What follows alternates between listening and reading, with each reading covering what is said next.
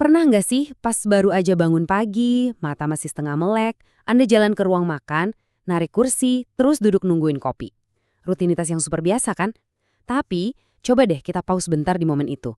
Kursi yang baru aja Anda duduki itu sebenarnya apa sih? Apakah itu cuma sekumpulan kayu, paku, dan kain yang kebetulan dirangkai? Atau, kursi itu sebenarnya merepresentasikan sesuatu yang jauh lebih dalam buat Anda? Kayak sebuah tempat istirahat, rasa nyaman, atau sekedar sesuatu yang udah sangat familiar. Nah, pertanyaan sesederhana ini sebenarnya bisa ngebuka pikiran kita ke salah satu cara paling keren buat memahami realitas. Makanya, selamat datang di sesi bedah materi kita kali ini. Hari ini kita bakal ngobrolin sebuah konsep filsafat yang namanya fenomenologi. Kedengerannya emang agak berat ya, tapi tenang aja, kita bakal ubah konsep ini jadi cerita sehari-hari yang gampang banget dipahami.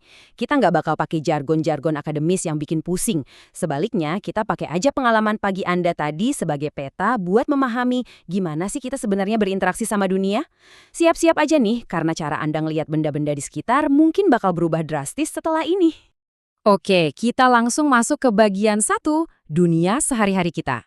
Mari kita selami inti dari rutinitas pagi kita tadi. Inti dari fenomenologi itu gampangnya gini.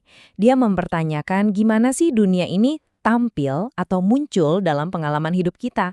Studi ini nggak dimulai dari rumus matematika yang rumit atau fakta-fakta eksternal, tapi langsung dari kesadaran kita sendiri. Fenomenologi bilang, kalau makna dari sebuah benda, kayak kursi Anda tadi, itu bukan sekedar label yang kita tempel pas kita ngelihat benda itu.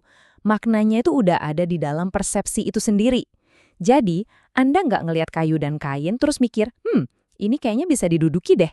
Nggak gitu kan? Anda langsung ngelihat itu sebagai tempat buat duduk. Coba kita bandingin dua cara pandang ini biar lebih jelas.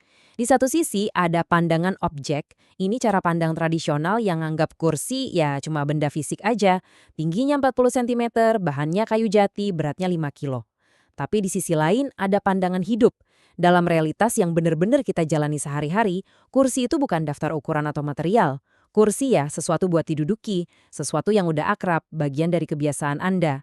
Fenomenologi ngajak kita buat sadar kalau pandangan hidup inilah realitas pertama dan yang paling utama buat kita.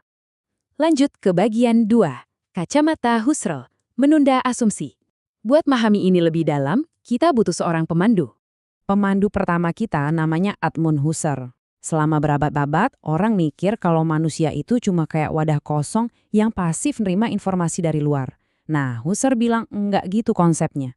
Dia ngenalin ide bahwa kesadaran kita itu sifatnya intensional.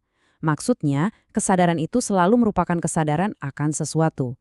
Kita nggak cuma diam nerima dunia, tapi kita secara aktif ngarahin diri, berhubungan, dan ngebentuk makna sama dunia itu. Ibaratnya pikiran kita itu kayak lampu sorot yang terus-terusan nyari dan nerangin panggung realitas. Terus Husserl punya satu metode keren yang namanya epoche, atau gampangnya kita sebut pengurungan. Bayangin aja Anda lagi pakai kacamata hitam, otomatis semua yang Anda lihat jadi agak gelap kan? Nah, kacamata itu ibarat asumsi ilmiah atau prasangka kita. Epoche ini adalah momen di mana kita nyopot kacamata itu sebentar. Kita nge-pause atau ngurung dulu pertanyaan dunia di luar sana beneran nyata nggak sih secara sains, supaya kita bisa benar-benar fokus ke gimana benda-benda itu tampil di depan kita.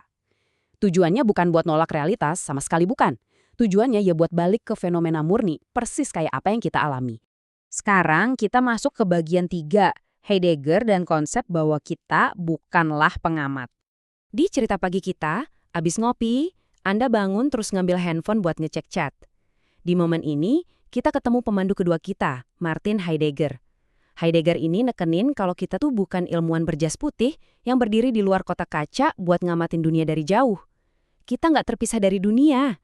Sebaliknya, kita ini adalah makhluk yang selalu udah berada di dalam dunia. Kita selalu udah sibuk, udah terlibat, dan udah terhubung erat sama lingkungan kita. Analogi sederhananya gini deh. Balik ke handphone yang baru Anda pegang tadi. Pas HP-nya lancar jaya, Anda nggak merhatiin kan kaca layarnya, baterainya, atau komponen di dalamnya. HP itu cuma sebuah alat perpanjangan dari niat Anda buat ngecat temen.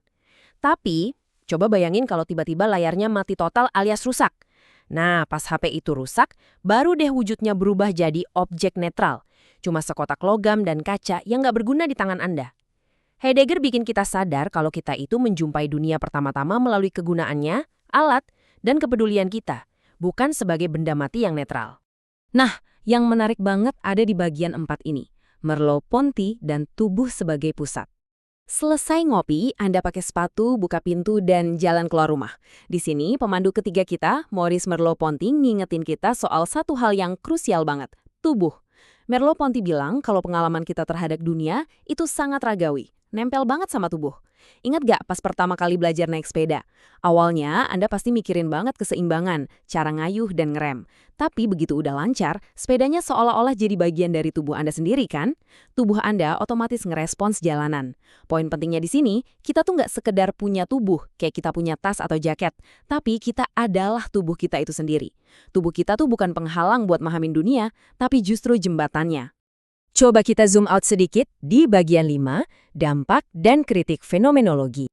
Kita kan udah ngebahas rutinitas pagi yang sifatnya personal banget, tapi gimana kalau ide ini diterapin ke masyarakat luas? Ternyata fenomenologi ini dampaknya nggak cuma di filsafat aja loh, ide ini nyebar kemana-mana. Di sosiologi, ini ngebantu kita paham gimana masyarakat memaknai keseharian mereka. Di psikologi, fokusnya berubah dari cuma ngukur perilaku jadi mahamin pengalaman internal seseorang. Bahkan di teori politik, ini dipakai buat ngelihat gimana kekuasaan benar-benar dirasain sama warga di dunia nyata. Semuanya tuh saling terhubung.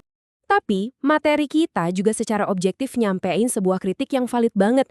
Kalau kita selalu fokus pada pengalaman hidup, pertanyaannya, pengalaman siapa nih yang kita jadiin standar atau dianggap universal? Ini kritik yang tajam. Karena kalau kita cuma fokus sama pengalaman individu semata, kita berisiko nutup mata dari struktur sejarah dan kekuasaan yang jauh lebih besar di masyarakat. Faktanya, realitas hidup kita itu sangat dipengaruhi oleh posisi kita di dunia. Pengalaman hidup seseorang itu dibentuk oleh hal-hal kayak kelas sosial, ras, kasta, sampai gender. Orang yang hidup bergelimang harta pasti mengalami dunia dengan cara yang beda banget sama orang yang lagi berjuang di garis kemiskinan. Nah, kesadaran akan hal ini akhirnya melahirkan cabang-cabang seperti fenomenologi feminis dan pasca-kolonial dari materi kita. Mereka nggak ngebuang ide soal pengalaman hidup, tapi mereka nempatin pengalaman itu ke dalam konteks struktur kekuasaan dan ketidaksetaraan yang nyata ada di masyarakat kita. Akhirnya kita sampai di bagian 6, menghidupi dunia dari dalam. Jadi, apa sih intinya buat kita? Inti dari semua cerita tadi tuh ini, gagasan-gagasan fenomenologi ini bukan sekedar teori yang ngawang-ngawang. Mereka benar-benar menuntut kita buat balik ke pengalaman itu sendiri. Kita harus mulai ngelihat hidup ini sebagaimana kita menjalaninya secara utuh, bukan lewat rumus atau hitungan di atas kertas. Makna dunia itu nggak kita tempel belakangan, tapi maknanya udah ada di sana sejak pertama kali kita mempersepsikannya. Kita harus ngerangkul kepenuhan pengalaman kita, di detik ini juga. Sebagai penutup sesi bedah materi yang seru ini, saya mau ninggalin satu pertanyaan provokatif dari materi sumber kita. Nanti, pas Anda matiin layar ini, entah itu balik duduk di kursi, ngantongin HP, atau jalan keluar pintu, coba deh pikirin ini. Bagaimana jika realitas itu bukanlah sesuatu yang kita tonton dan analisis dari luar, melainkan sesuatu yang kita selalu udah ada di dalamnya, terjalin secara intim, dan benar-benar kita alami dari dalam. Merinding dikit nggak sih mikirinnya? Terima kasih udah ngikutin obrolan kita kali ini. Sampai jumpa di bedah materi seru selanjutnya.